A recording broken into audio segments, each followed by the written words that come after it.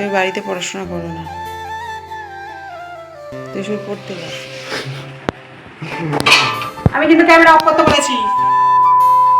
আমার ছেলে নাকি পড়াশোনা আর হবে না, কারণ ও সারাক্ষণই নাকি শুধু পড়তে যায়, পড়াশোনা করে না বাড়িতে। যাই হোক, হ্যালো এভরিওয়ান, আশা করছি তোমরা সবাই ভালো আছো, আর তোমাদের ভালোবাসার আশীর্বাদে আমরা সবাই কিন্তু অনেক অনেক ভালো আছি। আজকের ব্লগটা আমি এখান থেকেই স্টার্ট করলাম। যাই হোক, তোমরা সবাই জানো আমার ছেলে 6টা থেকে পড়া থাকে, আর যে কারণে আমাদের কিন্তু 5টাতে উঠতে হয়।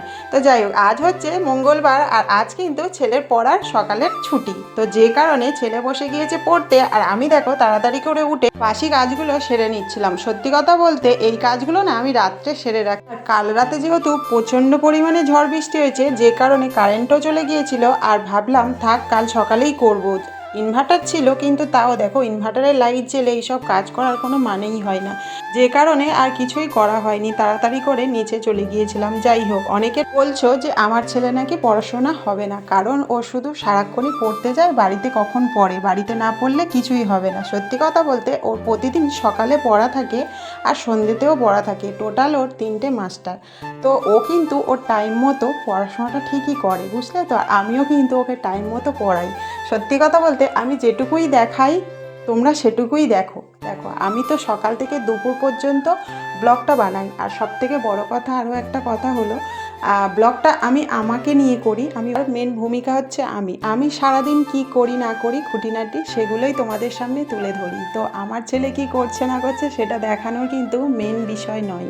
দেখো, অনেক মানুষই আছে আমার ছেলেকে প্রচণ্ড ভালোবাসে, আমার ছেলে ভিডিও দেখতে পছন্দ করে, তাই মাঝে মাঝে একটু আধটু ওকে দেখাই, ও আমাকে হেল্প করে, এটা করে ওটা করে, ও পড়তে যায় এটাও দেখায়। দেখো, একটা ভিডিওতে যদি আমি সবটা তুলে ধরি তাহলে কিন্তু ভিডিওটা অনেকটাই লং হয়ে যাবে, তখন তোমাদের দেখার এনার্জিটাই নষ্ট হয়ে যাবে। যে কারণে কিন্তু আমি চাই আমি কি করছি সেই ক্লিপগুলো একটু একটু করে তোমাদের সঙ্গে শেয়ার করতে। যাই হোক, গল্প করতে করতে আমার কিন্তু অনেক কাজই কমপ্লিট হয়ে গেল। আর এদিকে দেখো, কাল যেহেতু ঝড় বৃষ্টি হয়েছে না, বাড়িতে প্রচণ্ড হারে ধুলো নোংরা ঢুকে গিয়েছে, আর প্রচণ্ড হারে দেখো কি অবস্থা, চতুর্দিকে নোংরা হয়ে গিয়েছে, বাথরুম থেকে শুরু করে সমস্ত। আর আমার বাইরে যেহেতু বাসন পড়েছিল সেগুলোও না অনেক বেশি নোংরা পড়ে গিয়েছিল, তাই বাসনগুলো মেজে আর আমি পুরো বাথরুম থেকে শুরু করে ছাদ ফাদ সব আমি ধুয়ে দিচ্ছিলাম। আর তারপরে কিন্তু আমি ঘরটাও মুছে নিলাম আর চলে এসেছিলাম স্নান করে দেখো ঠাকুর ঘরে।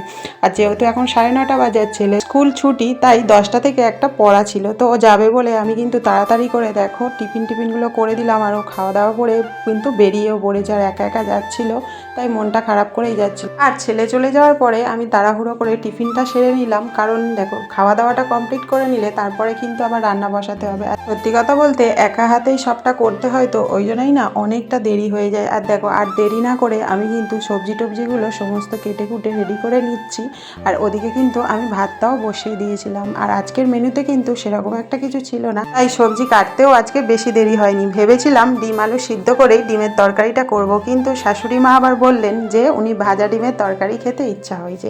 যাই হোক, শাশুড়ি মার ইচ্ছা হয়েছে বলে কথা, রান্না তো করতেই হবে, তাই না? তো যেমন ইচ্ছা তেমন কিন্তু কাজ। ঝটপট করে পেঁয়াজগুলো কেটে নিলাম, আর আলুগুলো কিন্তু একদম ছোট ছোট করে কেটে নিয়েছি। দেখো, আর এদিকে কিন্তু ডিম আমার ভাজা হয়ে গিয়েছে অলরেডি, আর চচ্চড়িটাও কিন্তু কমপ্লিট হয়ে গিয়েছে। এদিকে দেখো, আজকে প্রচণ্ড হারে মাথা গরম হয়ে গিয়েছে, ছেলের ওপর তো প্রচুর চেল্লামেল্লি করছিলাম, লাস্টে গরম খুন্তি দেখো তুলেছি ওকে মারবো বলে, কারণ খুব রেগে গিয়েছিলাম, আর বলছিলাম তুই ক্যামেরাটা অফ কর। তো এতটাই মাথা গরম হয়ে গিয়েছিল তোমাদেরকে কি বলবো। যাই হোক, মেরে বসিনি, এটাই কোন ঠাকুরের রক্ষা করেছে, তাহলে একটা বিপদ ঘটে যেত। যাই হোক, এদিকে দেখো তরকারিটা কিন্তু আমার হয়ে গিয়েছে, তার উপরে কিন্তু 2-4টে চিনির দানা দিয়ে দিলাম। তো তোমরা কে কে তরকারিতে মানে ডিমের তরকারিতে চিনি ইউজ করো অবশ্যই করে কিন্তু কমেন্ট করে জানিও।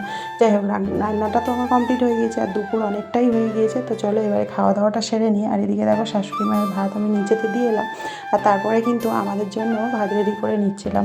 আর অনেকটাই বেলা হয়ে গিয়েছে, তোমরাও সবাই ঝটপট করে খাওয়া দাওয়াটা করে নাও। সত্যি বলতে বাড়ির বউদের কিন্তু খাওয়া দাওয়ার পরেও রেস্ট নেওয়ার কোনো রকম কোনো এই নেই, কারণ হচ্ছে দেখো খাওয়া দাওয়া সেরেও আবার বাসন কোসন মাজতে হবে, গ্যাস ফ্যাস পরিষ্কার করতে হবে, তো সেগুলো তো করে নিলাম।